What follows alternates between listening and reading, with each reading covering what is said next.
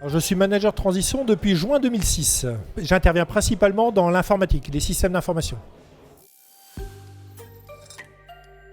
Un peu par hasard, venais de terminer un poste de salarié pendant 7 ans dans un grand groupe international. Et je voyageais tous les jours de la semaine et j'étais fatigué. Ça m'a coûté quelques temps après un divorce.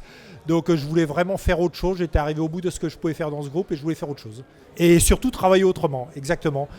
J'ai continué à travailler aussi intensément, voire plus que je travaillais en tant que salarié, mais dans des cadres très différents. Et ma première mission, je suis passé de l'industrie, c'est mon secteur de prédilection, et je suis passé à un traiteur de luxe, Potel et Chabot pour le nommer.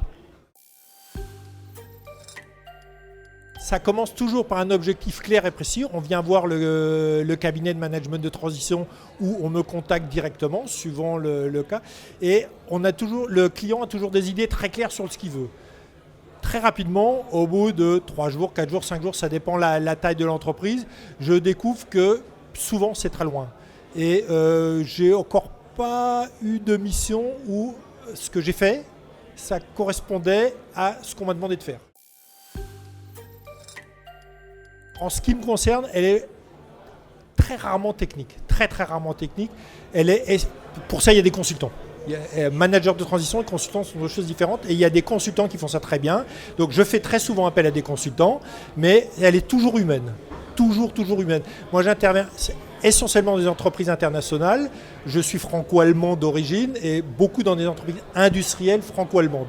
Et c'est toujours des problèmes sociaux, de relations entre des ingénieurs français, des ingénieurs allemands, un groupe allemand qui voudrait restructurer son entreprise, sa filiale française ou inversement.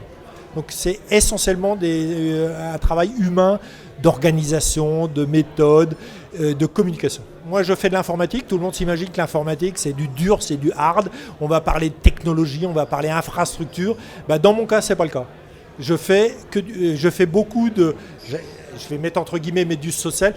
C'est ma compréhension de la sociologie, de quelles sont les différences entre un commercial et un producteur. Quand j'interviens dans un site de production, il y a des problèmes informatiques, mais celui qui se plaint, c'est des fois le DRH, c'est des fois le directeur financier, c'est des fois le directeur de la logistique. Depuis une quarantaine d'années, c'est la faute de l'informatique, on entend ça tout le temps.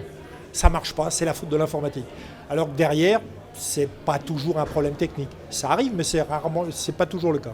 Est-ce que le commercial ou est-ce que le directeur financier a été capable de bien exprimer son problème ou son besoin à l'informaticien et est-ce que l'informaticien l'a écouté?